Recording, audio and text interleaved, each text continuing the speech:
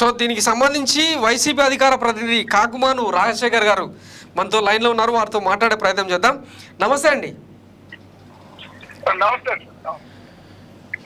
Sir, ఈ YS Jaganmohan Reddy మీద cat బాల్తో దాడి చేసిన ఘటనను ఎట్లా చూడాలి?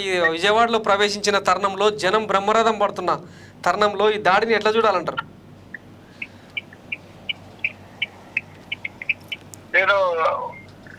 నేను ఇక్కడే ఉన్నానండి, విజయవాడలో ఉన్నాను సార్. మరి ఇక్కడ ఈరోజు జగన్మోహన్ రెడ్డి గారు బస్సు యాత్ర విజయవంతంగా జరుగుతున్నటువంటి సందర్భంలో ఈ విజయవాడ పట్టణంలో కొన్ని విని ఎరగని రీతిగా మరి ఆయన యొక్క పర్యటన జరుగుతూ ఉంది.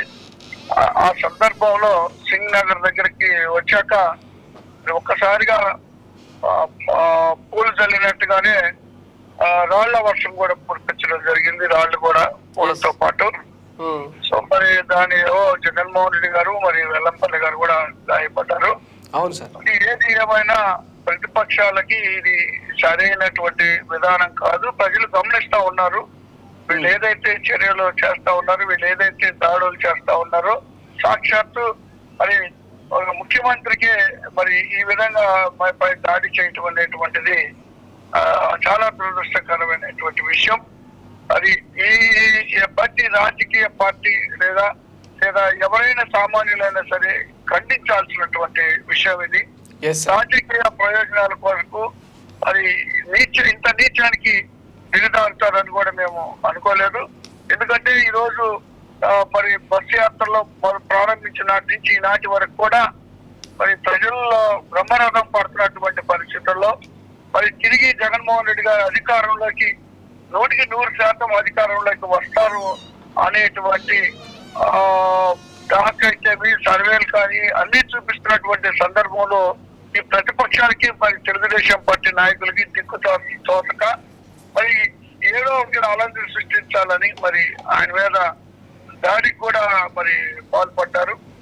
ఖచ్చితంగా దానికి తగిన మూల్యం చెల్లించుకుంటారు. దానికి బాధ్యులైనటువంటి వాళ్ళు యంత్రాలు ఎవరైనా కూడా ఏ ఒక్కరు కూడా మరి తప్పించుకునే చట్టం దృష్టిలో కూడా తప్పించుకునేటువంటి అవకాశం లేదని తెలియజేస్తా ఉన్నాను.